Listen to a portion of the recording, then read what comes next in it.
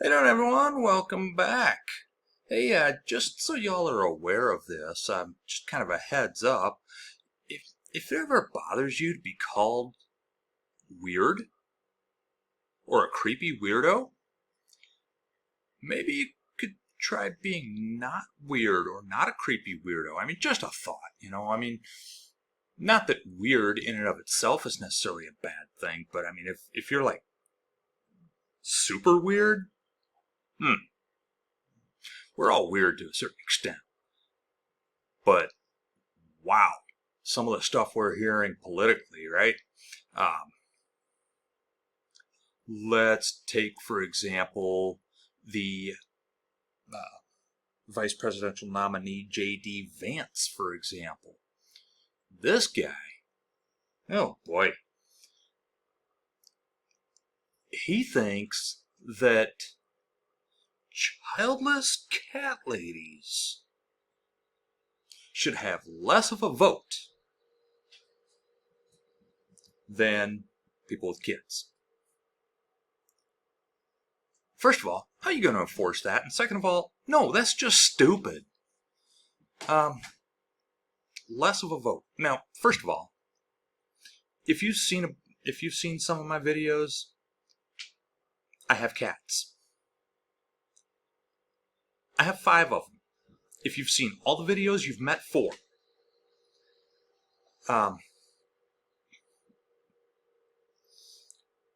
Yeah. I also happen to be married. My wife, now I have kids from a previous marriage. My wife does not have kids. So with 5 cats, I guess you would make that would make her what, a childless cat lady, right? So because she has no kids of her own, her vote should count for less, right? Because, she has no stake in the future. Sure, because she doesn't care about my kids, right? She doesn't care what kind of world they're going to grow up in. She has no concern for your kids. I mean, why should she? I mean, she doesn't have kids of her own, therefore she doesn't care about the future at all for anyone. Because you're selfish like that. And Mr. Vance has also said that being childless, what exactly did he say on that? Something about a psychosis or something? I mean, you're more likely to develop a psychosis? Something to that effect.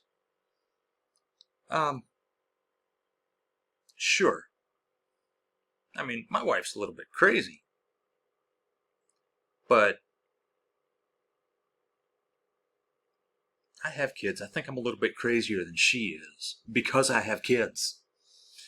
So don't tell me that people without kids are nuts. You weirdo.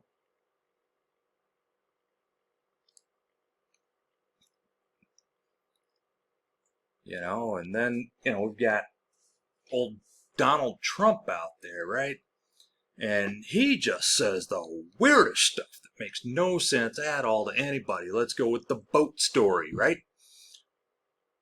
First of all, he doesn't understand how an electric boat would work, right? The battery would not be so heavy that it would sink the boat. Heavy things can float, right? So that right there is just stupid and on its face because he doesn't know what he's talking about. However,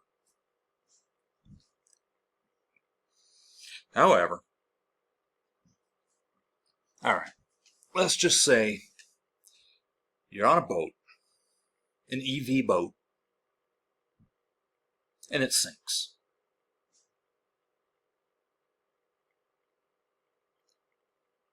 You're going to be either electrocuted or eaten by a shark, right? Because there's a shark over here and you're sinking right here.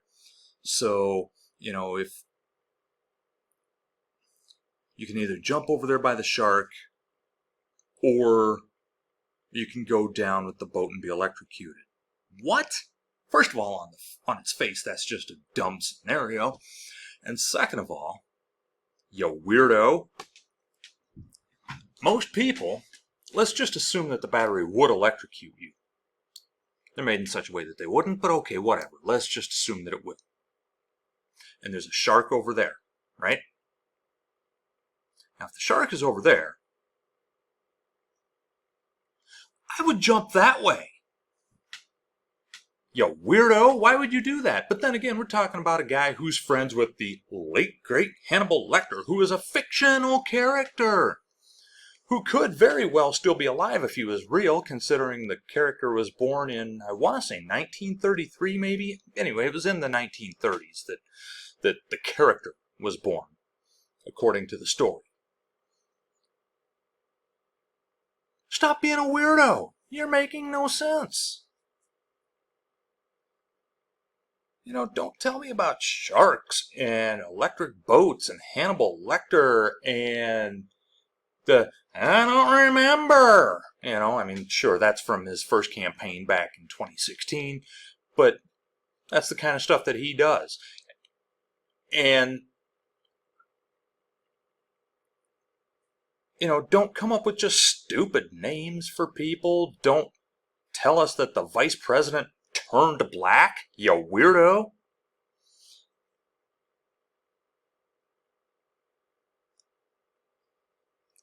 It's just bizarre, right?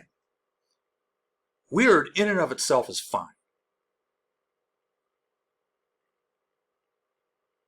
Don't be dumb with your weirdness. I mean, don't be just so out there weird that most people are thinking, oh my God, this guy's crazy. I mean, I don't want, you know, people regulating whether or not you should have kids. And by the way, wanting more people to have kids, which by the way, I'm all in favor of, but that's the subject of a future video. And again, I'm getting off on a tangent, but here we go. Let's go back to the topic.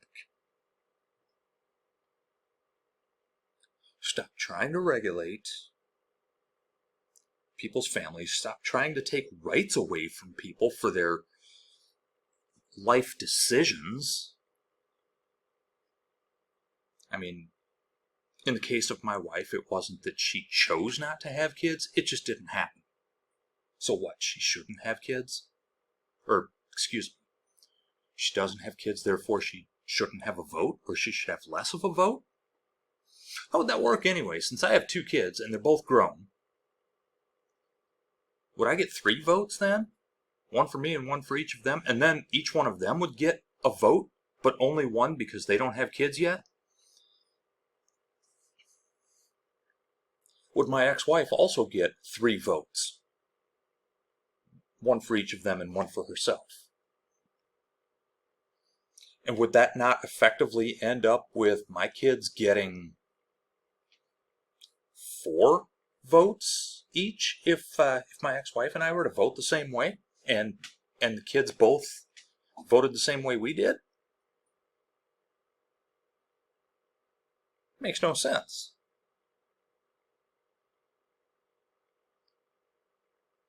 One person, 1 vote, period. Don't dilute someone's vote just because they either chose to or couldn't have kids. They chose to not have kids or they just couldn't have them.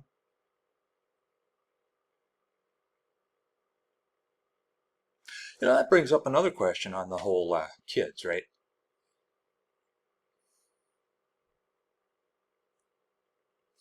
What about senior citizens who have kids, but their kids are all grown and now they have grandkids, and maybe even some of their grandkids have kids? What, do they get an even stronger vote because they have kids and grandkids and great-grandkids? Or do they get less of a vote because their kids are grown? And their kids' kids are grown? I mean, my mom's still alive. Should she get a vote for herself and for me and for my kids? That's ridiculous. I mean, I love my mother, but we don't always agree on things, and we may not always vote the same way. I don't know how she voted. I know some of the candidates that she's voted for, but I'm sure we haven't always voted for the same candidates. And that's fine. I mean, she's smart enough to make that determination for herself, and I'm almost 50 years old, so I'm smart enough to make that determination for myself. So, look, you don't want to be called a weirdo? Stop being a creepy weirdo, yo weirdo! See you next time.